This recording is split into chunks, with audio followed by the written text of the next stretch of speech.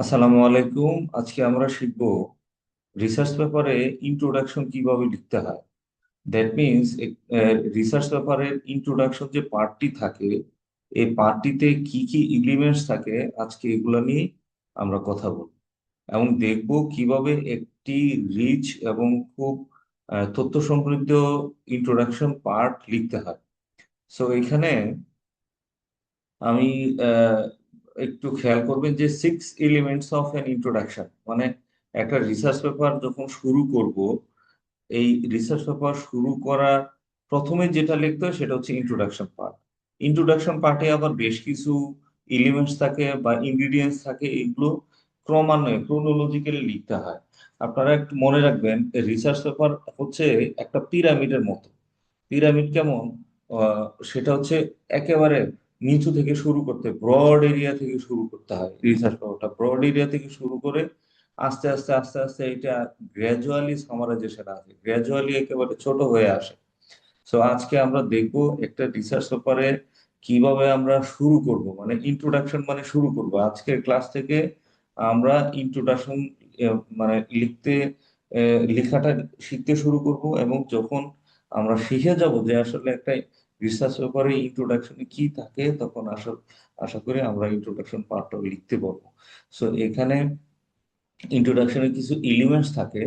আমরা আগে এলিমেন্টস গুলো দেখবো যে আসলে কি কি এলিমেন্টস থাকে, তারপরে আমরা বাকি বিভিন্ন পেপারে দেখবো যে আসলে আমরা যে এলিমেন্টস গুলো নিয়ে কথা বললাম বা কথা বলবো, সেগুলো ওই পেপারে কিভাবে লিখেছে এবং কোন ওয়েতে লিখছে, অস্তিত্ব আছে কিনা, এগুলো আমরা প্র্যাকটিক্যালি দেখে নিব।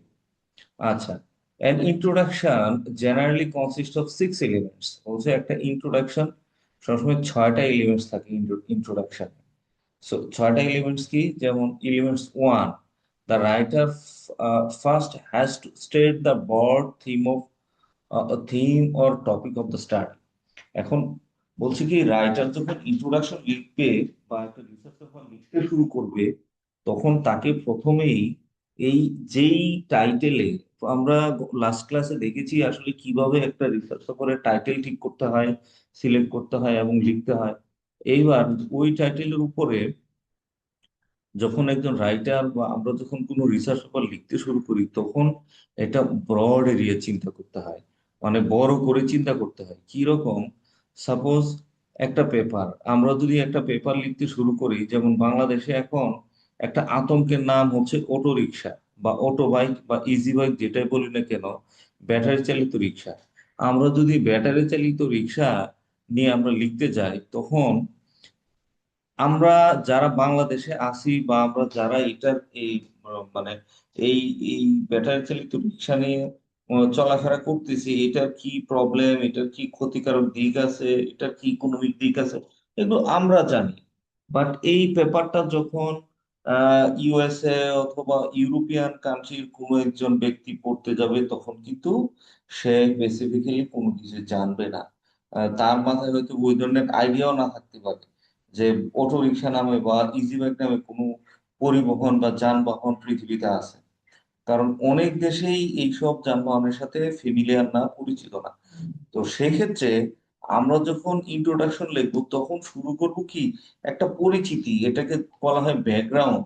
মানে এটা একটা হিস্ট্রি শুরু করতে হবে, নাহলে মানুষ বুঝবে কিভাবে যে আসলে এটা কিভাবে উৎপত্তি হলো, কোত্থেকে আসতেছে, কি কি মেটেরিয়ালস থাকে, এটার দেখতে কেমন, আকার কেমন, স্পিড কেমন, এটা কিভাবে চলে, কে চালায়, এটার চার্জিং সিস্টেম কি, মানে বিস্তারিত এটা নিয়ে কথা বলতে হবে। কথা বলে এটার একটা পরিচিতি দিব, পরিচিতি দেওয়ার পর আমরা শুরু করব আহ, বাকি পার্ট। আচ্ছা, এলিমেন্টস টু দেখি।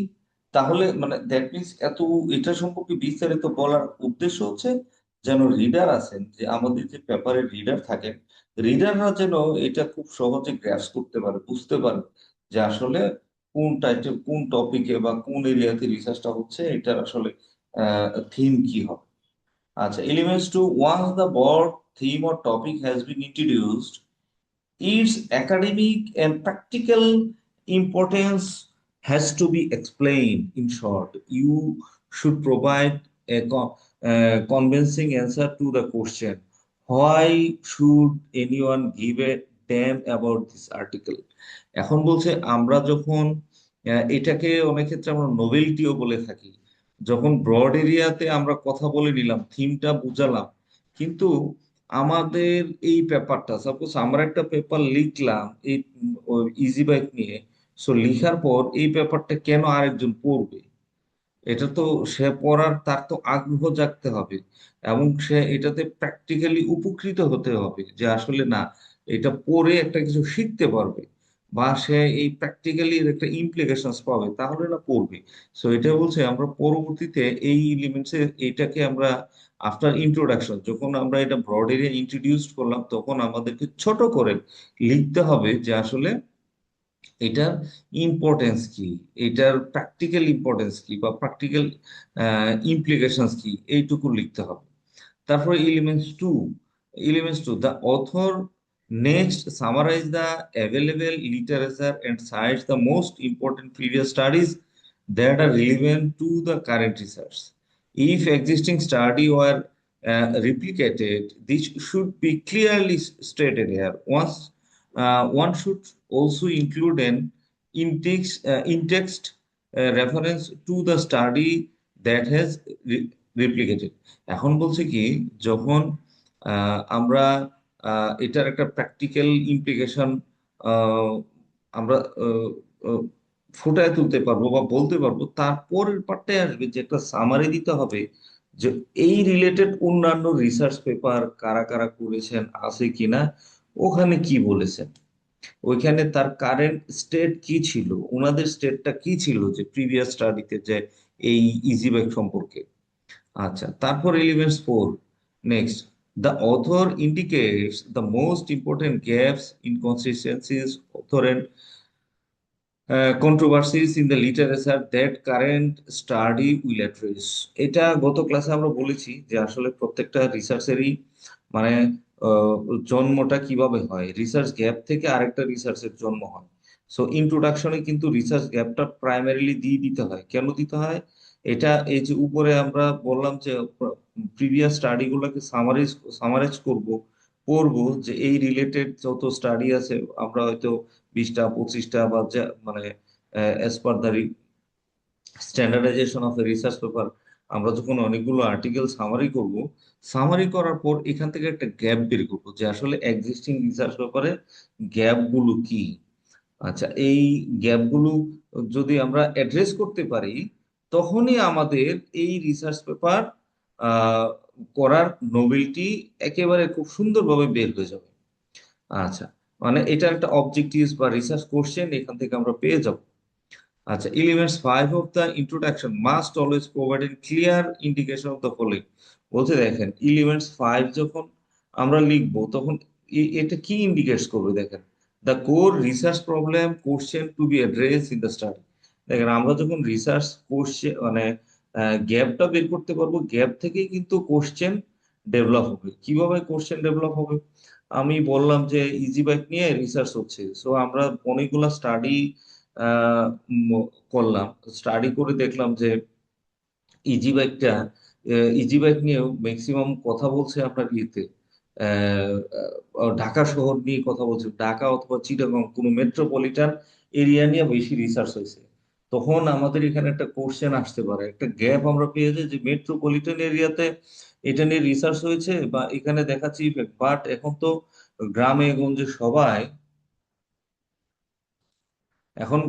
এখন গ্রামেও এই এই পরিবহনটা অত্যাধিক বেড়ে গেছে, যার ফলে ওখানে মানে বর্তমানে এই বিশেষ করে যারা আগে কৃষিকাজ করতো তারা ওই পেশায় নাই, সবাই এখন এই ইজি বাইক চালায়। তো এটা একটা গ্যাপ, তখন আমাদের মাথায় কিন্তু একটা কোশ্চেন অ্যারাইজ হবে যে আসলে what are the effect of easy bike in village area or in, এটাকে আমরা কি বলি, রুরাল এরিয়া। এভাবে আমরা একটা গ্রামে গঞ্জের আহ, বিভিন্ন একটা নির্দিষ্ট এলাকা, একটা দুইটা বা বিভিন্ন উপজেলা বা জেলা শহর উপর একটা রিসার্চ ব্যবহার করতে পারি।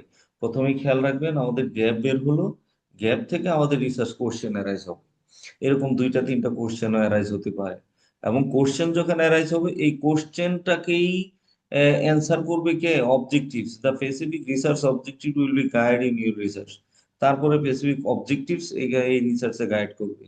The context in which study will be conducted and the units of analysis of the study. এই দেখেন, তারপর বলছে কনটেক্সট অফ দ্য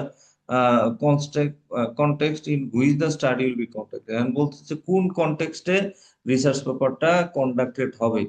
দেখেন, এই এলিমেন্টস গুলো অবশ্যই রিসার্চ পেপারে কিন্তু থাকতে হবে, যে আমরা 5 নম্বর পয়েন্ট, যে কনটেক্সট গুলো কি, কোন প্রেক্ষিতে, কোন রেশনালিটিতে। তারপরে units of analysis of the study, unit মানে কি, কোন এরিয়া, কোন এরিয়াতে, কাদের উপর, এগুলো একটা ইনফরমেশন আমাদেরকে দিতে হবে 1 লাইন বা 2 লাইনে।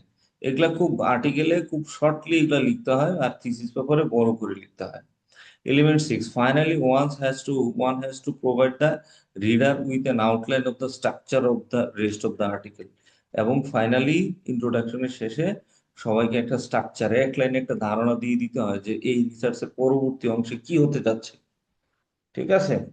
এই এই 6টা এলিমেন্টস যখন একটা ইন্ট্রোডাকশন পার্টে থাকবে, একটা আমরা খুব রিচ একটা ইন্ট্রোডাকশন ডেভেলপ করতে পারবো। আচ্ছা, এইবার আমরা কয়েকটা পেপার দেখবো, দেখি পেপারে কি বলছে।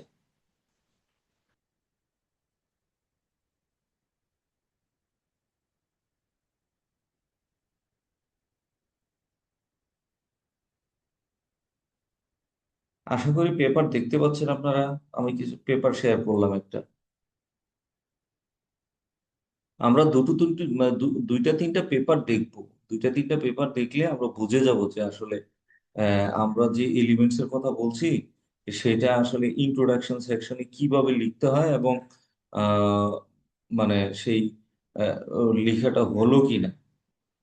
আচ্ছা, তারপরে আসি script। আমরা একটু এটাকে বড় করে দিই। আচ্ছা, দেখেন এই টাইটেলটা পড়ি। দেখেন টাইটেলটা কি লিখেছে, responsible AI in Indonesian higher education, a survey in sports education and public health programs. এখন আমরা গত ক্লাসে যেটা বলেছিলাম, যে একটা টাইটেলে প্রথমেই দেখতে হবে কি পয়েন্টস কোনটা, মানে মেইন টপিক কোনটা, কোন জিনিসটা কাভার করতেছে। একটা টাইটেলকে আমরা কোন জিনিসকে দেখেন, যে আমরা যখন বলি যে কেউ যখন অসুস্থ হয়, অসুস্থ হলে বলতে হবে যে আসলে যে আমার গতকাল, সরি এইভাবে যদি বলি যে গতকালকে আমি অসুস্থ হয়ে গেছিলাম, ডাক্তারের কাছে যাওয়ার পর সে আমাকে আহ, একটা ট্যাবলেট বা একটা নাপা ট্যাবলেট সাজেস্ট করেছে, যা খেয়ে আমি সুস্থ হয়েছি। দেখেন এটা কিন্তু একটা বিশাল বড় লাইন, বাট এই লাইনের মধ্যে মূল কি পয়েন্টস কোনটা? কি পয়েন্টস হচ্ছে আমি নাপা ট্যাবলেট খেয়েছি, আমার এখানে ইফেক্টিভ পয়েন্ট হচ্ছে নাপা ট্যাবলেট, এবং আমার অসুস্থতা বা সুস্থতা, যে আমি নাপা গেলাম না, অসুস্থ প্রথম করলাম যে অসুস্থ হয়েছি, তারপরে হাসপাতালে গেলাম, ডাক্তার ট্যাবলেট সাজেস্ট করেছে, নাপা ট্যাবলেট দেন, আমি সুস্থ হয়েছি। টপিককে মিনিংফুল করতে গেলে অনেকগুলো ওয়ার্ডস ইউজ করতে হয়, বাট আমরা সবসময় দেখবো আসলে আমাদের হাইলাইটেড পয়েন্ট কোনটা, ওইটার উপর আমরা দেখবো নেক্সট আমাদের আহ, কথাবার্তাগুলো, বিগত লিটার, নেক্সট লিটারেচার গুলো এটার উপরেই হবে। আচ্ছা।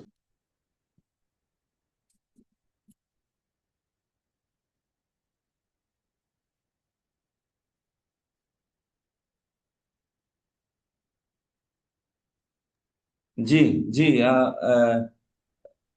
কি এটা তো বলছিলেন একটু না, এই শিরোনামটাই তো হচ্ছে প্রবলেম স্টেটমেন্ট, তাই না? না, না, না, না, প্রবলেম স্টেটমেন্ট শিরোনাম না। শিরোনাম হচ্ছে একটা আর্টিকেল যখন শুরু করবো, এই যে দেখেন আমার একটা মূল রিসার্চ কিসের উপর হচ্ছে, যেমন এখানে মেইনলি রিসার্চ হচ্ছে এই যে এআই এর উপর, রেসপন্সিবল এআই। হুম। হ্যাঁ, এইটার উপর হচ্ছে। এখন এটাকে ফোকাস করার জন্য আমরা ইন্ট্রোডাকশনে যে যে পয়েন্টস বলছি, 6টা কি পয়েন্টস বলছি, এই কি পয়েন্টস গুলো আমরা দেখবো যে আসলে এটাতে সেটা হাইলাইট করতে পারলো কিনা, লিখতে পারলো কিনা। ঠিক আছে? এই প্রবলেম স্টেটমেন্ট আসবে, প্রবলেম স্টেটমেন্ট পরে আমি প্র্যাকটিক্যালি দেখাচ্ছি। হ্যাঁ, দেখেন আমরা যদি এই না, অংশটুকু তাহলে এইটাকে আমরা কি বলবো, রিসার্চ স্টেটমেন্ট? কোনটাকে, এই যে আপনার যেটা প্রথম যেটা শিরোনাম, সেটা তো একটা নাম থাকবে, সেটাকে তো এটা রিসার্চ টাইটেল, স্টেটমেন্ট বলে। এটা টাইটেল। টাইটেল, হ্যাঁ এটা জি, টাইটেল। মানে টাইটেল মানে শিরোনাম, সেটাই তো রিসার্চ স্টেটমেন্ট, মানে রিসার্চ স্টেটমেন্টের উপরই তো আমার টোটাল কাজটা হবে। না, স্টেটমেন্ট আলাদা, আবার টাইটেল আলাদা। টাইটেল হচ্ছে শুধু এটা টাইটেল, এটার কিছু না। স্টেটমেন্ট আবার আলাদা পয়েন্ট আছে, এটা আসবে একটু পরে, দেখেন। আচ্ছা। হ্যাঁ, দেখেন আমরা যদি এখানে একটু পড়ি হাইলাইটেড পয়েন্টটা যে in this age of rapid technological innovation AI is used in education to improve teaching fair and transparent AI deployment. এখন দেখেন এই যে আরেকটা লাইন আছে, responsible AI in education protects primary, promotes justice and improve outcomes while reducing bias and misuse. আমরা এই অংশটা, এই লাইনটা দেখেন তো, এটা পরে আমরা যেই শীটটাতে আমরা প্রথম পড়েছিলাম, এই যে এই কি পয়েন্টস, আমাদের প্রথম কি পয়েন্ট ছিল, right the writer first has to state the broad theme or topic of the study. বলতেছে প্রথম প্রথমেই রাইটার করবে কি, যেই টপিকে আমরা কাজ করব বা লিখতেছি, এইটাকে একটু স্টেট করতে হবে, এই থিমটাকে একটু পরিচয় দিতে হবে।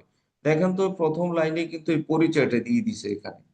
এই যে আমরা কোনটা, এইটা দেখেন, আমাদের ইয়া ছিল কি রেসপন্সিবল এআই, অথবা এই যে responsible AI is a crucial AI paradigm for ethical, fair, and transparent AI in deployment, and responsible AI in education protect privacy, promotes justice, and improve the outcomes while reducing bias and misuse. এই যে প্রথম লাইনেই আমাদের কিন্তু already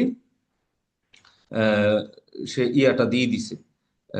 কি বল, দাঁড়া একটু হাইলাইটটা কেটে আমরা করি। এই যে এখান থেকে এইটুকু দেখেন, দ্যাট মিনস আমাদের টপিক কোনটা ছিল, আমাদের মেইন টপিক ছিল রেসপন্সিবল এআই।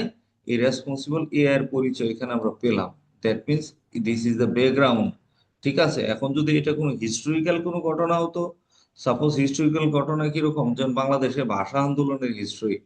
সো এই হিস্ট্রিক্যাল ভাষা আন্দোলনের হিস্ট্রি হচ্ছে আমাদের 52 সালে ভাষা আন্দোলন হয়েছে। বাট আমি যখন কোনো পেপার এটা লিখতে যাব, তখন কিন্তু আমাদের সে 47 থেকে শুরু করতে হবে, যে 47 সাল থেকে আমাদের দেশভাগ হয়েছে। দেশভাগ হওয়ার পর পাকিস্তানের সাথে বাংলাদেশ ছিল, পূর্ব পাকিস্তান, পশ্চিম পাকিস্তান। পাকিস্তানের ভাষা ছিল উর্দু, বাংলাদেশের ভাষা ছিল বাংলা। তারপরে এই বাংলাদেশের দাপ্তরিক ভাষা ব্যবহার করার মানে আহ, বাঙালিরা চাচ্ছিল দাপ্তরিক ভাষা হবে বাংলা, পাকিস্তানি চাচ্ছিল আহ, হবে উর্দু, দাপ্তরিক ভাষা হবে উর্দু। ফাইনালি এই নিয়ে একটা কনফ্লিক্ট হয়, হওয়ার পরে এটা নিয়ে আবার একটা ভাষা আন্দোলন হয়, তারপরে আমরা বাংলা ভাষাকে এস্টাবলিশ করতে পারছি। This is the background. So background বলেন, এখানে যেহেতু ব্যাকগ্রাউন্ড ওইরকম নাই, এটা জাস্ট পরিচিতি। এখানে পরিচিতি ফার্স্ট লাইনেই দিয়ে দিছে, ঠিক আছে। এটাকে আপনারা যদি আলাদা আলাদা লিখেন, ব্যাকগ্রাউন্ড হিসাবে একটা পয়েন্ট দিতে পারেন। ইন্ট্রোডাকশন আন্ডারে ব্যাকগ্রাউন্ড এরকম থাকে।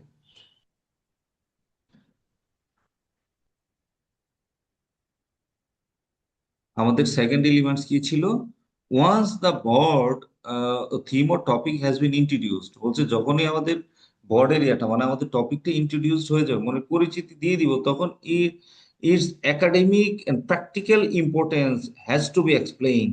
বলতেছে এই টপিকের প্র্যাকটিক্যাল কি গুরুত্ব রয়েছে এটাকে এক্সপ্লেন করতে হবে, বা এটার কি জন্য মানুষ এটাকে পড়বে এটাকে এক্সপ্লেন করতে হবে, ঠিক আছে।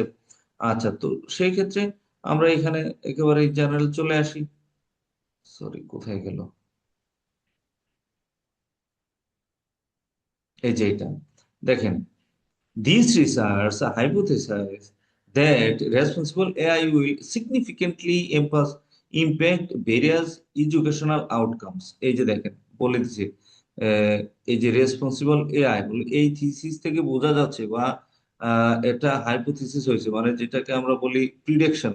প্রিডিকশন হয়েছে যে responsible AI will significantly impact various educational outcomes. যে দেখেন, বলছে আমাদের এই যে রেসপন্সিবল এআই, এটা কি এডুকেশনাল আউটকামকে ইম্প্যাক্ট করে সিগনিফিকেন্টলি। আচ্ছা, সাচেস ভলিউম ভলিউম ফরমেশন, তারপরে দেখেন লার্নিং আউটকামস, তারপরে হচ্ছে টিচিং পারফরমেন্স, এগুলো এক একটা আহ, আপনার ইন্ডিকেটরস বা এক একটা সেক্টর কোথায় কোথায় এই রেসপন্সিবল এআই ইম্প্যাক্ট আছে বা এটাকে ইনফ্লুয়েন্স করতেছে, ইম্পর্টেন্ট, এন্ড কগনিটিভ ইনভলভমেন্ট। এইটুকু দেখেন, তাহলে আমাদের এইখানে আমরা পেয়েছি কি, যে আমাদের এই রিসার্চের বা আমাদের যে মেইন টপিক বা কি পয়েন্টস এর যে ইম্পর্টেন্স, এটা আমরা এই লাইনে পেয়ে গেলাম। আচ্ছা, তারপরে আসেন পরের লাইনটা পড়ি। This research is important because it, এটাকে, এই যে আমরা এটাকেই বেসিক্যালি প্রবলেম স্টেটমেন্ট বলতে পারি, এটাকে প্রবলেম স্টেটমেন্ট বলা হয় এই অংশটা, হ্যাঁ।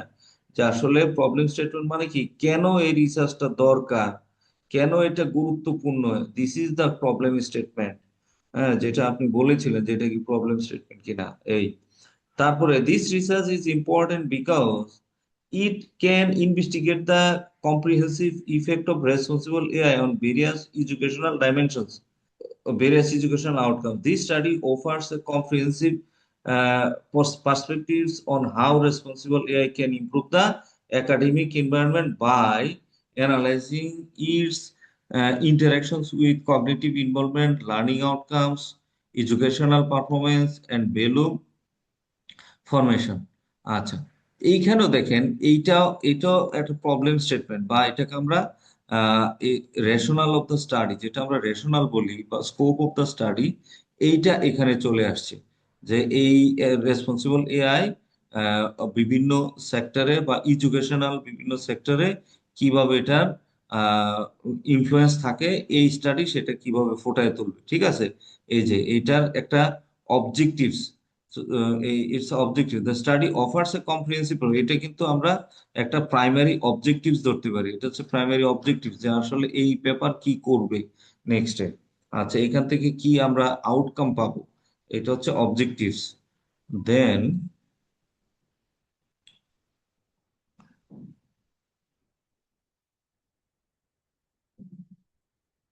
এবার আসবো, আমরা বের করব যে আসে author next summarize the available literature. এবার এটা আমরা দেখবো ইন্ট্রোডাকশনে কিভাবে লিটারেচারটাকে সামারাইজ করবে। এগুলা বিভিন্ন পেপারে এই বিভিন্ন ভাবে লেখা থাকে, এক সব পেপারে কিন্তু সেম ওয়েতে লেখা থাকবে না, মনে রাখবেন, না, ডিফারেন্ট ডিফারেন্ট। বিষয়টা হচ্ছে আপনার একটা রিসার্চ করতে গেলে সেটা হচ্ছে এটার আগে এই সনদে যত রিসার্চ আছে সেই রিসার্চের সাথে আমার এই নতুন যেটা আমি টাইটেল নিলাম এটার সাথে গ্যাপ কি আছে সেই গ্যাপটাকে আমাকে অবশ্যই ইন্ট্রোডাকশন উল্লেখ করতে হবে। যে হ্যাঁ, আমি হ্যাঁ, যে একটা নতুন এই যে রিসার্চটা এখন করতেছি সেটা পূর্বে হুম, যত রিসার্চ আছে তার সাথে গ্যাপ কোন জায়গায়। হুম। কারণ নাহলে একই জিনিস তো হাজার হাজার রিসার্চ হতে পারে, কিন্তু হ্যাঁ, আমাকে গ্যাপ হ্যাঁ, যদি না বের করতে পারি, মানে আমাকে গ্যাপটা দেখাতেই হবে, গ্যাপ যদি আমি না দেখাতে পারি তাহলে আমার নতুন রিসার্চটা হলো না। কাজে আমাকে নতুন রিসার্চ করতে হলে আমার একটা গ্যাপ বের করতে হবে, আগের রিসার্চের সাথে গ্যাপটা কোন জায়গায় এই যে সেটা এখানে আমাকে উল্লেখ আসতেছে করতে এগুলো, হবে যে। আর এই গ্যাপ নিয়ে একটা ক্লাস অলরেডি নিয়েছি, হ্যাঁ। ও এই আচ্ছা, গ্যাপ আমি তো থেকে, যাই হোক, হ্যাঁ। আমার তো আজকে প্রথম ক্লাস এনিওয়ে। এই জন্য ওই গ্যাপ, মানে গত ক্লাস রিসার্চ 10 ছিল গ্যাপ যেটা, রিসার্চ গ্যাপ, হ্যাঁ, রিসার্চের গ্যাপ থেকে তো রিসার্চের জন্ম হবে। জি। এমনি তো এটা নিয়ে একটা গ্যাপ নিছি, আর আজকে যেটা বলতেছি সেটা হচ্ছে আমি, মানে রিসার্চ গ্যাপ দিয়ে রিসার্চ শুরু, বাট রিসার্চ ইন্ট্রোডাকশন পার্ট তো লিখতে হবে, খুবই গুরুত্বপূর্ণ যে ইন্ট্রোডাকশনে কি কি থাকবে। তারপরে লিটারেচার রিভিউ থেকে যে এলিমেন্টস গুলো আছে, লিটারেচার রিভিউ থেকে আমার আবার গ্যাপ বের হবে, ওই গ্যাপ থেকেই আমার রিসার্চ কোশ্চেন আসবে। যখন রিসার্চ কোশ্চেন আমার, একটা জিনিস মনে রাখবেন, আপনার যখন রিসার্চ কোশ্চেন সেটেল হয়ে যাবে, আপনার পরবর্তী পার্ট খুব সহজে হয়ে যাবে। আর যতক্ষণ না পর্যন্ত আপনার research gap and research question settle না হবে, ততক্ষণ পর্যন্ত আপনার আপনার রিসার্চ এলোমেলো থাকবে, আপনার পেপার এলোমেলো থাকবে, পেপার সাজানো হবে না, ঠিক আছে। বাট ইন্ট্রোডাকশনে, না, ইন্ট্রোডাকশনে একেবারে শর্টলি সব বলে দিতে হয়, বলে দিতে হবে এই রিসার্চের গ্যাপ কি ছিল, এটার অবজেক্টিভস কি, এটার রিসার্চ কোশ্চেন কি। অনেক ক্ষেত্রে রিসার্চ কোশ্চেন সরাসরি থাকে না, অবজেক্টিভসটাই থাকে। এইটা ইন্ট্রোডাকশনে বলে দেওয়ার পর আমরা আবার ফার্দার স্টাডি, এই যে লিটারেচার রিভিউ যখন করব, তখন এগুলো আবার ব্রডলি আসবে, ঠিক আছে। এই, তারপরে এইখানে দেখেন আমার পরে কি বলছে।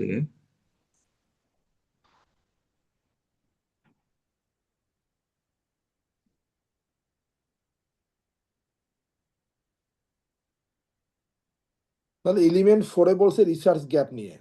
হ্যাঁ, আমার একটা কল আসছিল তো তখন আমি ওই যে 3-4টা অ্যাটেন্ড করতে পারি নাই। আর আচ্ছা, থ্রিতে ছিল একটু কাইন্ডলি যদি একটু মানে থ্রিটা বলবো। হ্যাঁ একটু রিব্যাকে যদি করা যায়।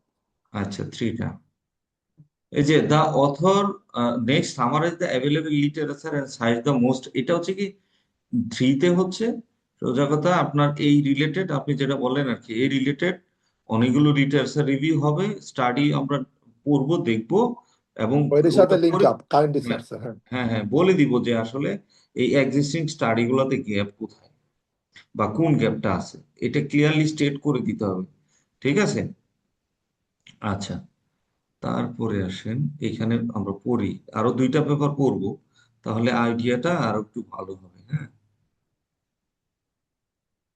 এই যে দেখেন, এই জায়গাটা পড়লে আরো একটু ক্লিয়ার হবে যে আন্ডারস্ট্যান্ডিং, এই যে এটা দেখেন, যে understanding this relationship is crucial for education institution, policymakers, educated to make the informed decision on implementing AI technologies responsibly, maximizing their benefits and summarize potential risks, especially in sports, education, and public health.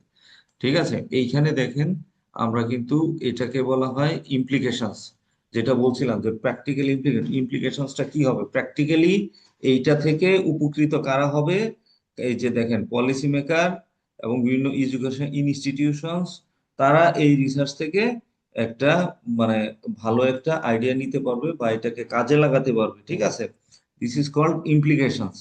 আচ্ছা, তারপরে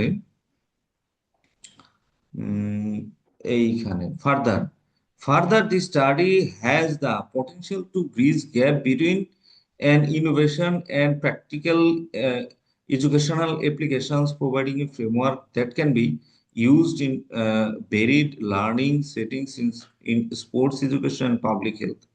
আচ্ছা, তারপরে হচ্ছে দা রিপোর্শনাল, আর একটু দেখে আসি, তারপরে এই লাইনটা পড়ি, আমাদের পরবর্তী পয়েন্টটা বের করব।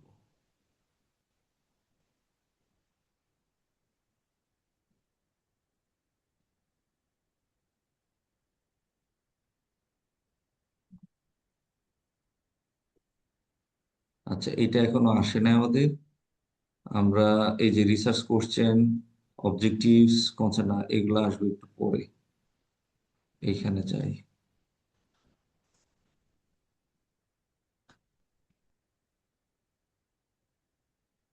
গ্যাপটা আসছে, আপনার 4 চলে আসছে, এখন হুম। 5 এর ভিতর।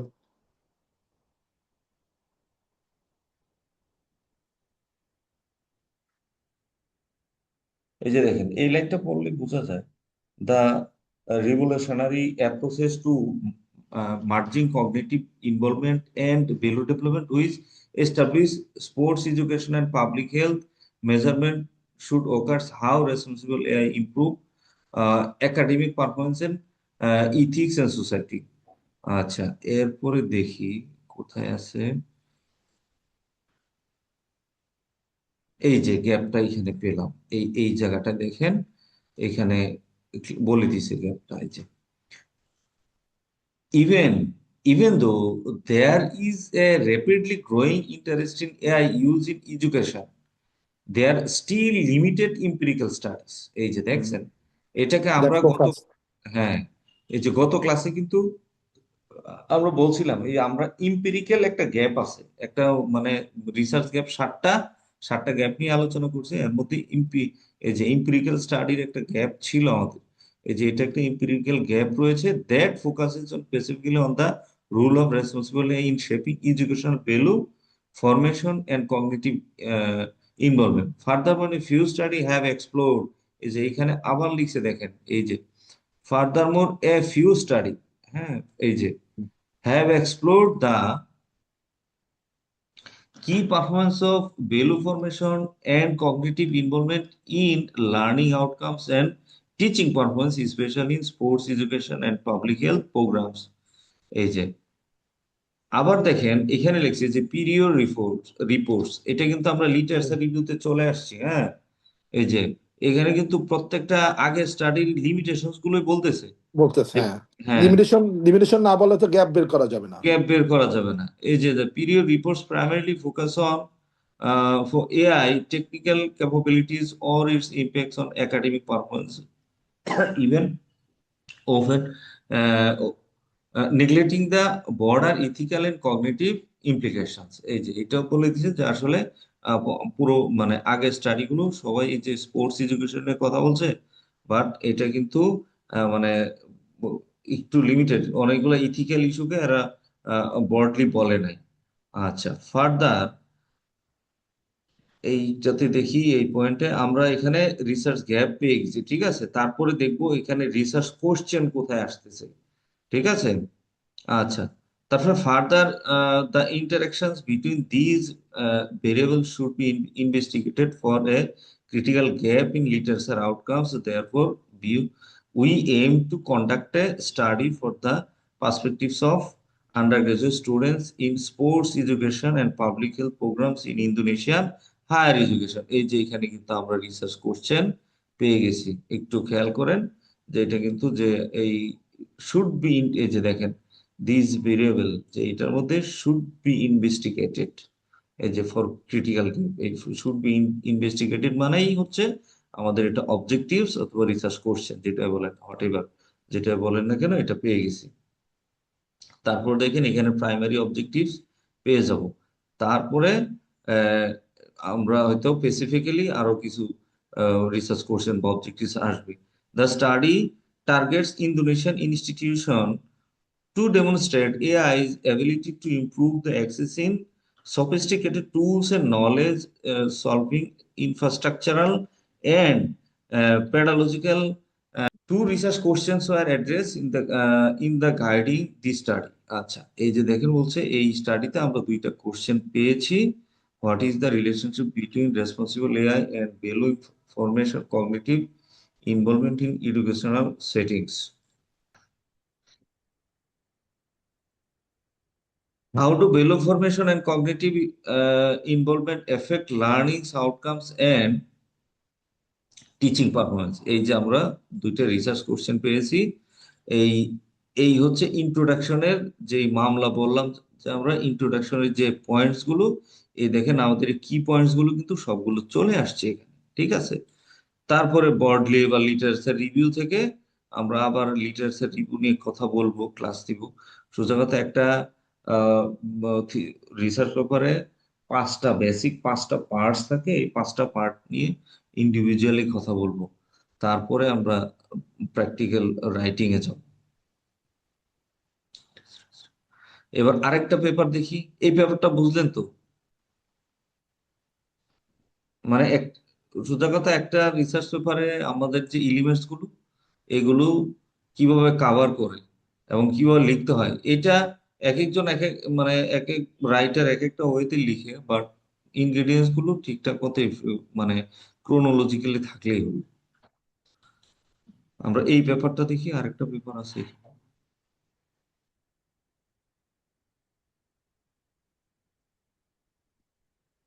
আচ্ছা, এই পেপারটা আমরা দেখি, দেখেন এটা টাইটেল কি, risk perceptions, government rule and public protective behavior in the face of environmental health hazards. So এইখানে এই টাইটেলে আমাদের কি পয়েন্টস বা টপিক কি কি আছে, এই যে এটা একটা risk perceptions, government rules, government rule and public protective. হ্যাঁ, এইটা হচ্ছে পাবলিক প্রোটেক্টিভ বিহেভিয়ার। এই এই তিনটা হচ্ছে এখানে আমাদের কি পয়েন্টস অথবা টপিক। এইটার উপর দেখি আমরা যেই ইনগ্রিডিয়েন্টস গুলো পড়লাম সেগুলো আসলে এখানে আছে কিনা। দেখেন এখানে আবার কিন্তু কিছু হিস্ট্রিক্যাল ব্যাকগ্রাউন্ড নিয়ে আসছে। On February 3rd, 2023, a train carrying hazardous chemical derailed in eastern Ohio,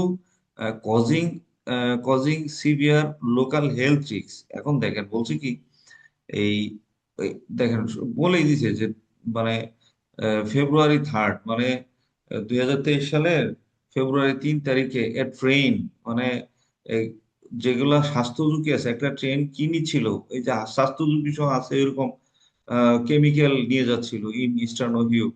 এই যে ইস্টার্ন ওহিওতে যে সিভিয়ার লোকাল হেলথ রিস্ক, যেটা কিনা আসলে খুব মারাত্মক ধরনের হেলথ রিস্ক ঘটাতে পারতো। আচ্ছা, তারপরে অথরিটিজ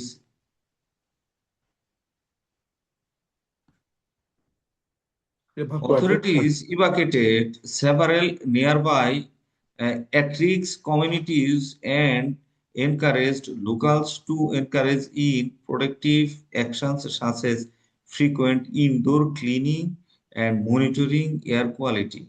বলছে এটা, বলছে তখন দেখেন এই যে অথরিটি করলো কি কি একটা মানে এই এইটাকে প্রোটেক্ট করার জন্য কিছু মেজার নিল আর কি, কিছু স্টেপস নিল, ঠিক আছে। সো এইটা আমরা এই দেখেন, এটা কিন্তু একটা মানে একটা ক্রোনোলজি, একটা ঘটনা, একটা হিস্ট্রি, একটা ব্যাকগ্রাউন্ড বর্ণনা করে কিন্তু আসতেছে। আমরা কিন্তু এখন ইয়েতে যাইনি, মানে আমাদের যে কি পয়েন্টস আছে ওটাতে যাইনি। Similarly, the 2023's summer wildfires that engulfed Canada uh, and the northern US lead health experts to issue advisory calls for staying indoors, ensuring air screening and monitoring health conditions। বলছে দেন তারপরে যে কানাডাতে এবং আপনার Northern USA তে কি করলো, যে আসলে একটা মানে একটা ইস্যু অ্যাডভাইজরি কল করলো, যে যারা মানে বাসায় থাকে, যে বাসায় থেকে তাদের একটা হেলথ স্ক্রিনিং এবং মনিটরিং শুরু করলো, যে তাদের হেলথ কন্ডিশন কিরকম হলো এটার পর। আচ্ছা, এনভায়রনমেন্ট, তারপরে হচ্ছে দেখেন, the environmental hazards both man-made and natural create a host of health risks to local communities and other than solutions implemented by authorities। আচ্ছা, যা হোক, আমরা এত কিছু পড়তে গেলে তো সময় লাগবে। আমরা মানে এটা বুঝলাম যে আসলে একটা হিস্ট্রি, একটা ঘটনা এখানে বর্ণনা করলো। আমরা দেখি যে আমাদের কি পয়েন্টস গুলা কোন জায়গায় আছে।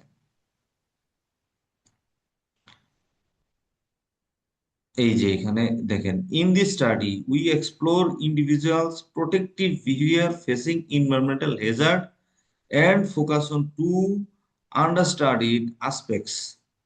First, we emphasize the hazards such as air pollution and water and soil contaminations, spillages of toxic materials, polluted consumer goods, etc. এখন দেখেন, বলছি কি এই এইখানে দেখেন, আমরা কিন্তু এর পরে আসছে যে আসলে এই স্টাডিতে হাইলাইট করছে কি, এই যে প্রোটেক্টিভ বিহেভিয়ার।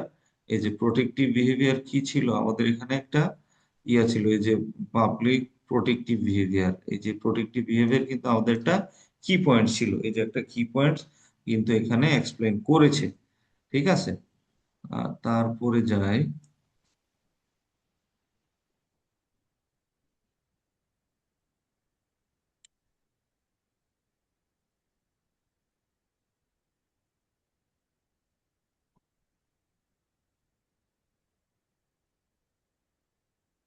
এরপরে আসেন যে এইটা এই স্টাডি কেন করেছে, যেটাকে আমরা প্রবলেম স্টেটমেন্ট বলে থাকি। এই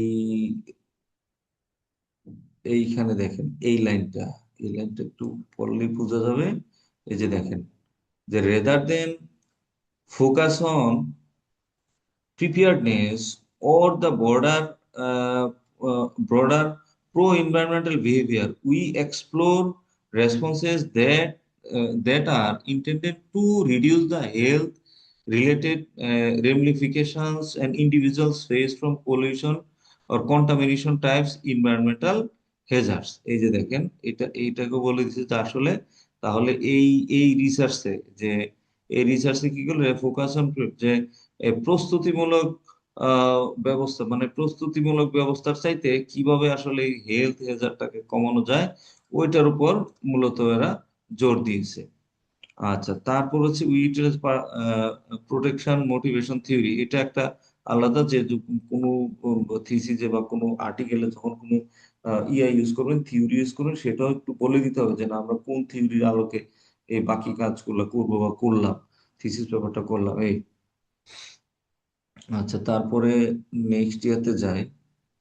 হ্যাঁ, এটা বাকিগুলো পড়লে আমরা আরো বুঝতে পারছি যে মিটিগেশন এনভায়রনমেন্টাল হেলথ, এই যে এটাকে বলে থিমেটিক অ্যানালাইসিস। হ্যাঁ, আমরা নেক্সটে যখন পড়বো, এই যে এটাকে লিটারেচার রিভিউটাকে ইন্ডিভিজুয়ালি আলাদা করে না দিয়ে, যেমন এই পেপারে দেখেন, এইটাতে আর সেকেন্ড ফার্স্ট পেপারটা যেটা পড়লাম, এটা কোথায়, এই যে এই পেপারটা দেখেন ইন্ট্রোডাকশনের পর এই যে লিটারেচার রিভিউ আলাদা পয়েন্টস দিয়েছে। সো অনেক পেপারে আবার লিটারেচার রিভিউ আলাদা পয়েন্টস দেয় না, একসাথে চলে আসে। এ- এই যে কোথায়, এই যে এইখানে দেখেন এই যে লিটারেচার রিভিউ আলাদা দেয়নি, বাট এখানে পয়েন্টস দিয়েছে, থিম দিয়েছে। এগুলো হচ্ছে থিম, এটাকে বলা হয় থিমেটিক অ্যানালাইসিস। ঠিক আছে, আমরা এটাও পড়বো যে থিমেটিক অ্যানালাইসিস কি, মানে লিটারেচার রিভিউ কি কি টাইপের হয়। এই তারপরে আচ্ছা এই মেথডও পড়বো, এগুলা এগুলা পড়বো পরে। এখন মুদ্রা কথা হলো, এটা বুঝলেন কিনা যে আসলে ইন্ট্রোডাকশন যখন আমরা লিখতে শুরু করব তখন কিভাবে স্টার্ট করব। তাহলে জিনিসটা এভাবে যে আপনার, যদি একটু মানে সাম আপ করি, সেটা হচ্ছে ইন্ট্রোডাকশন লেখার ক্ষেত্রে প্রথমে যে কাজটা করতে হবে সেটা হচ্ছে একটা ব্রড একটা টপিক নিতে হবে হুম বা ব্রড একটা থিম নিতে হবে। দ্বিতীয় হচ্ছে থিমটাকে যখন আমরা ইন্ট্রোডিউস করব তখন সেইখানে এটার প্র্যাকটিক্যাল ইম্পর্টেন্সটা আমাদেরকে এক্সপ্লেন করতে হবে, এবং সেইখানে এমন একটা কনভিন্সিং অ্যান্সার, একটা কোশ্চেন থাকতে হবে, কোনো কনভিন্সিং একটা ইস্যু থাকতে হবে যেটা আমাকে কোনো প্রবলেমেটিক বা প্রবলেম স্টেটমেন্টকে অ্যান্সার করতে পারে। 3 নম্বরে হলো অন্যান্য লিটারেচার কি আছে এটা সামারাইজ করতে হবে। 4 নম্বরে হলো আমার আগের যত এই সমস্ত যতগুলা লিটারেচার মানে যতগুলা রিসার্চ আছে তার সাথে আমি যে শিরোনামে রিসার্চ করব সেটার মধ্যে গ্যাপ কোথায় সেটা আইডেন্টিফাই করে সেটা বর্ণনা দিতে হবে। হুম 5 নম্বরে হলো যে আপনার কো রিসার্চ প্রবলেমটা বের করতে হবে, রিসার্চ প্রবলেম যেটা, সেই রিসার্চ প্রবলেমটা আমাকে এখানে খুঁজে বের করতে হবে এবং সেটাকে এখানে হাইলাইট করতে হবে যে আসলে আমার কোন কোন জায়গায় আমি কাজ করব। আমি যে যে শিরোনামটা নিয়েছি সেই শিরোনামটার ক্ষেত্রে আমার যে সমস্যাগুলো চিহ্নিত হয়েছে সেই সমস্যাগুলো আইডেন্টিফাই করে এবং এটা সমাধান কি সেইটা এখানে বলে যেতে হবে। তার মধ্যে আসতেছে আপনার রিসার্চ প্রবলেম আসতেছে, তারপর স্পেসিফিক রিসার্চ অবজেক্টিভ আসবে যেটা রিসার্চকে গাইড করবে। তারপরে হলো কনটেক্সটটা নিয়ে আসতে হবে, যে এই যেটা আমি স্টাডি করব তার কনটেক্সটটা কি। এবং আপনি বলছেন the units of the analysis of the study, এবং স্টাডি এটা ইউনিটসটা আমি বুঝি নাই যদিও, মানে ইউনিস আমি স্টাডি। বুঝাই দিই, আমি বলে দিই ইউনিস হচ্ছে কি আপনার, আপনি দেখেন আমি এই পেপারটাই যাই, এটা আসলে বলতে ভুলে গেছি যে আসলে ইউনিটস কি। এই যে রিসার্চ ইউনিট যখন যে বলছে যে রিসার্চ ইউনিটটা যে থাকবে, আমরা এইটাতে যদি যাই, সো এই লাস্ট লাইনে দেখেন একটা কথা, আহ, এইখানটাতে একটু খুঁজে বের করি।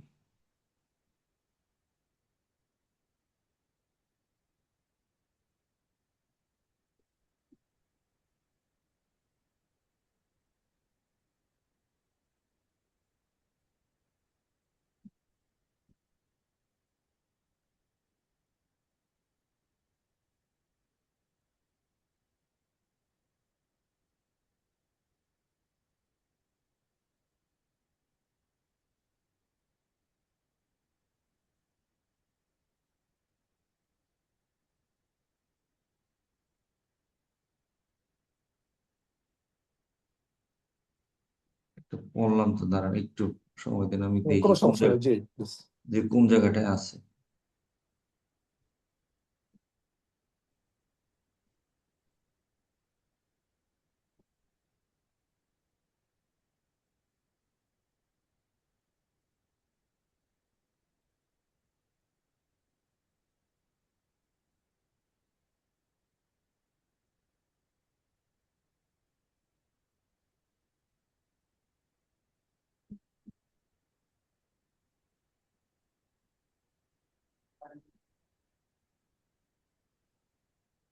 এই যে এটা, দিস ইজ দা, এই লাইনটা খেয়াল করে পাইছি। হ্যাঁ, যে আসলে ইউনিটস মানে কি, ইউনিটস হচ্ছে কি আমরা রিসার্চটা কোথায় করব। হ্যাঁ, যে the study targets Indonesian institutions to demonstrate AI ability to improve access to sophisticated tools and knowledge involving infrastructural and pedagogical gaps in sports education and public health programs। ঠিক আছে, এই লাইনটা হচ্ছে আপনার এই আমরা যে ইউনিটস বলছি, যেটা আমরা বেসিক্যালি এই স্টাডিটা কোথায় করছি, এই যে ইন্দোনেশিয়ান ইনস্টিটিউশনে। যে আমরা তো আসসালামু আলাইকুম আলিম ভাই। জি জি জি জি। আচ্ছা, যে 6 এলিমেন্টের যে 6 নাম্বার পয়েন্ট, একটু ইয়েতে যান। মানে ইয়েতে আমরা ওইটাতে। যে সিক্স সিক্স এলিমেন্টের পয়েন্ট হ্যাঁ, সিক্স, যে জি জি। লাস্টে যেটা, finally one has to provide the reader with an outline of the structure of the rest of the article. হ্যাঁ, এটা মানে এই কি আসলে? এইটা লাস্টে, এই যে এখানে আমি দেখি এটাতে দিল কিনা। এটাকে বর্ডলি অনেক সময় দেয় না, তো আমি বলে দিই। মানে আমার এই পেপারের পরবর্তীতে কি আছে সেটাকে হ্যাঁ, উল্লেখ করবে না? এই সেটাকে আমি পরবর্তী রিসার্চটা কিভাবে হবে, কি কি করতে যাচ্ছি, হ্যাঁ, এটা এখানে আছে। আমি এই লাইনটাতে যাই, এই এই ব্যাপারটাতে যাই, তাহলে আমি বুঝবো। এই যে দেখেন, এই লাইনটা যখন করবো না, আমাদের জি, সব দেখেন কাভার হয়ে যাবে। এই যে দ্য স্টাডি আচ্ছা আচ্ছা টার্গেটস ইন্দোনেশিয়ান ইনস্টিটিউশনস, এটা আমি ইউনিট পেয়ে গেলাম। আচ্ছা। ঠিক আছে, মানে জি এটাতে জি আপনি পেপারে কিন্তু ওই যে ওখানে পয়েন্টস গুলা দিছে না, আপনি এক্স্যাক্টলি জি পাবেন না, জি। একটা লাইনে হয়তো সবগুলোর অ্যান্সার হ্যাঁ, পাই যেতে সেটা পারে। বুঝছি।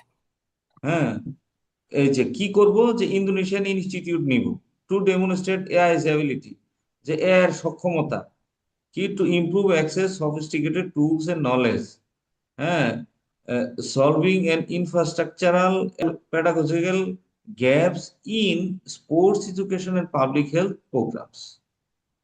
ঠিক আছে, আচ্ছা, এই এই কিন্তু আমার এখানে এই যে মানে রিসার্চের বাকি মানে আউটকাম মানে সবকিছু কিন্তু এই এক লাইনে আসলে ক্লিয়ার আমি হয়ে গেছে। মানে পরবর্তীতে আমি কিভাবে স্টাডি। আমার কি কি আসতেছে সেইটা এখানে উল্লেখ করবে, অথবা মানে টার্গেট দিয়ে ওটা করে যে আমার পরবর্তী টার্গেটটা কি, আমি কি বের করতে যাচ্ছি। আচ্ছা, আরেকটা বিষয়, যে আপনি লিটারেচার রিভিউটা গতদিন বলেছিলেন, এখানেও কিন্তু লিটারেচার রিভিউয়ের কিছু পয়েন্ট আসছে আমার কাছে, যেটা মনে হচ্ছে ইন্ট্রোডাকশনে। না, এটা আসবে তো। আমি আপনাকে জি, বলি, এই সব লিটারেচার রিভিউ আপনি রিসার্চের রিসার্চের যারা করবে, আমরা যখন রিসার্চ করব, আমাদের মাতুপুরি এক জায়গায়, কোন জায়গায় জানেন? এই যে আসেন, না, এই লিটারেচার রিভিউর একটা অংশ এখানে আসতেছে এই কারণে, যেহেতু আমাদের এই 6টা এলিমেন্টের মধ্যে একটা এলিমেন্ট আছে আমার গ্যাপ বের করতে হবে। তা যখন আমি গ্যাপ বের করবেন, আগে রিসার্চের সাথে আমার যে রিসার্চটা এখন করব, এইটার মধ্যে যখন আমি গ্যাপ বের করবো, তখন আগের রিসার্চ গুলার না সার এটা সংক্ষেপ এখানে আনতে হবে। এ- এই জন্যই এ- তো লিটারেচার রিভিউ এখানে আসে। এটা এটাও না, এটা আমি আপনাকে বলি। আপনি মানে এই আমাদের যে লিটারেচার রিভিউর কিন্তু আলাদা একটা ইয়ে আছে, হেডলাইন আছে। এখন আপনি সেখানে একটা, তো আমরা রিসার্চ গ্যাপটাকে স্পষ্ট করব, না না, আমি বা বলে বিভিন্ন। দিই, রিসার্চে না, রিসার্চের কোনো কথাই আপনার নিজে থেকে লেখা যায় না, ঠিক আছে? সো এটা অন্যের কথাই লিখতে হয়। সো লিখতে হয়, এই লাইনটা পড়েন আপনি, এই যে প্যারাগ্রাফটা প্রথম লাইন, প্রথম লাইনটা আমরা দিলাম কি, যে একটা এখানে একটা হিস্ট্রিক্যাল ব্যাকগ্রাউন্ড দিলাম, একটা পরিচয় এখানে দিলাম, ঠিক আছে? দেওয়ার পর এইবার আপনার কথা আমাদের কথা এখানে, এই যে একটু খেয়াল করবেন, দেখছেন এই যে এই আমাদের কথা আসবে এখানে। সো আপনি ইন্ট্রোডাকশন বলেন আর যাই বলেন না কেন, এই যে এই রিসার্চের কথা আসবে এখানে, দি স্টাডি ইজ ইম্পর্টেন্ট, হ্যাঁ। এখানে দেখেন ইয়া নাই, কোনো লিটারেচার নাই, সো মানে কোনো রেফারেন্স নাই বা কোনো সাপোর্ট নাই। আপনাকে অবশ্যই একটা লাইন লিখলেও সাপোর্ট দিতে হবে। সাপোর্ট কিরকম, আন্দাজে লিখা যাবে না। ঠিক আছে, যেমন আমি যদি বলি যে আসলে এই আহ, সেদিনও বলছিলাম যে বাংলাদেশের এখন এই পাউরুটিতে ক্যান্সারের জীবাণু পাওয়া গেছে। সো এটা আমি রেফারেন্স দিতে হবে। দেওয়ার পর পরের লাইনে আমি বলতে পারবো যে আসলে ক্যান্সারের জীবাণু পাওয়া গেছে ঠিকই, সো আমরা এটা না খাওয়াই উচিত, আমরা না খাই, আমরা অ্যাভয়েড করি। এইটা আমরা লিখতে পারবো, নিজের কোনো রেফারেন্স লাগবে না, বাট এটা সাপোর্ট দিতে হবে। সো এই জন্য ইন্ট্রোডাকশন বলেন যাই বলেন না কেন, সব জায়গায় আপনার এই লিটারেচার লাগবে। আর না, আমরা ওই যে এসে, লিটারেচার, ভাই লিটারেচার রিভিউতে তো হচ্ছে আমার তো এই মানে যেটা নিয়ে আমি যে টাইটেল নিয়ে রিসার্চ করতেছি, এটার সাথে রিলেটেড সম্পর্কিত যত লিটারেচার আছে যতটুকু সম্ভব সেটা লিটারেচার রিভিউতে আলোচনা করে যেতে হবে। আর ইন্ট্রোডাকশন হচ্ছে শুধু গ্যাপটার একটা সামারাইজ দেওয়া, যে আসলে অন্যান্য রিসার্চে এ বিষয়ে আছে আর আমি এখন এই বিষয়ে করতে যাচ্ছি, তার মধ্যে একটা গ্যাপ আছে, সেজন্য আমি রিসার্চটা কন্টিনিউ করতে চাই। সেইটা আপনি ইন্ট্রোডাকশনে আছে। আর লিটারেচার রিভিউতে যত রিসার্চ আছে এইটা রিলেটেড সেগুলার আপনাকে ডিসকাস করে যাওয়া সংক্ষেপে, সেটা হচ্ছে লিটারেচার রিভিউ। লিটারেচার রিভিউ যখন করবো সেক্ষেত্রে কি তাহলে লিটারেচার গ্যাপ নিয়ে লিটারেচার রিভিউতে আলাপ হবে না, মানে কোনো ইয়া থাকবে না? না ওখানেও থাকবে থাকবে, ইন্ট্রোডাকশনও থাকবে? থাকবে সব জায়গায় থাকবে, ইন্ট্রোডাকশনও থাকবে, লিটারেচার রিভিউতেও থাকবে। আচ্ছা, লিটারেচার রিভিউতে তাহলে ব্রড আকারে থাকবে, আর এখানে হুম শর্ট হুম আকারে আমরা আবার অনেক ক্ষেত্রে কিন্তু ওই নিচের দিকেও থাকে লিটারেচার গ্যাপ, অথবা মানে ওই যে ইসের রিসার্চ গ্যাপ, অথবা লিমিটেশন অফ দ্য রিসার্চ, এখানে কিন্তু আলাদাভাবে পয়েন্ট আউট করে অনেক জায়গায়। আর আপনার শুধু দেখবেন এই রিসার্চ পেপারে এটা দেখেন, এই যে 6, এই যে কনক্লুশন, লিমিটেশন, জি। যদি ফাইন্ডিংস থাকে এইসবে আপনার ইয়ে দিতে হয় না, ওই লিটারেচার সাপোর্ট দিতে হয় না। আর সব জায়গায় দিতে হয়। এই যে ডিসকাশন, এই ডিসকাশন কেন দিতে হয় জানেন? এই যে রেজাল্ট অ্যানালাইসিস, এই সব, এই যে পয়েন্টস গুলো আসলো, হ্যাঁ, এই যে পয়েন্টস গুলো, এটাকে বলে আমরা এই আইবিডিবি, যে এই যে পয়েন্টস গুলো এখানে দিয়েছে না, এগুলোর তো একটা স্ট্যান্ডার্ড ভ্যালু আছে, বেঞ্চমার্ক আছে, হ্যাঁ, থ্রেশহোল্ড ভ্যালু আছে। এটার সাপোর্ট দিয়ে পরে আমার এটাকে জাস্টিফাই করতে পারে যে আমারটা পারফেক্ট। এই যে এখানে ওয়েটস বলে, এটাকে বলে ওয়েটস, এই ওয়েটস গুলো যে আসলে এই যেমন এটা 0.07 এর উপরে থাকলে বা 0.07 থাকলে এটা জাস্টিফাইড। এটারও একটা এই যে ইয়ে দিতে হয়, মানে কোন কার কাছ থেকে এটা পেলাম সেটা লিখতে হয়, যেন সব জায়গায় এই যে দেখেন পুরা পেপারে এরকম থাকবে। এই আপনার সাপোর্ট লাগবে, সাপোর্ট ছাড়া আপনি ইয়ে লিখতে পারবেন না, পেপার লিখতে পারবেন না। যে পেপারটা দেখাচ্ছেন এটা কি লিটারেচার রিভিউ পেপার না? না, এটা কোয়ান্টিটেটিভ স্টাডি, সম্পূর্ণ কোয়ান্টিটেটিভ স্টাডি। এই যে মডেল ইউজ করছে দেখেন, এই ও যেটা আচ্ছা। মডেল, হ্যাঁ, এই যে দেখেন নিউমেরিক্যাল ডেটা অ্যানালাইসিস, এই যে ও নিউমেরিক্যাল আচ্ছা ডেটা, আচ্ছা।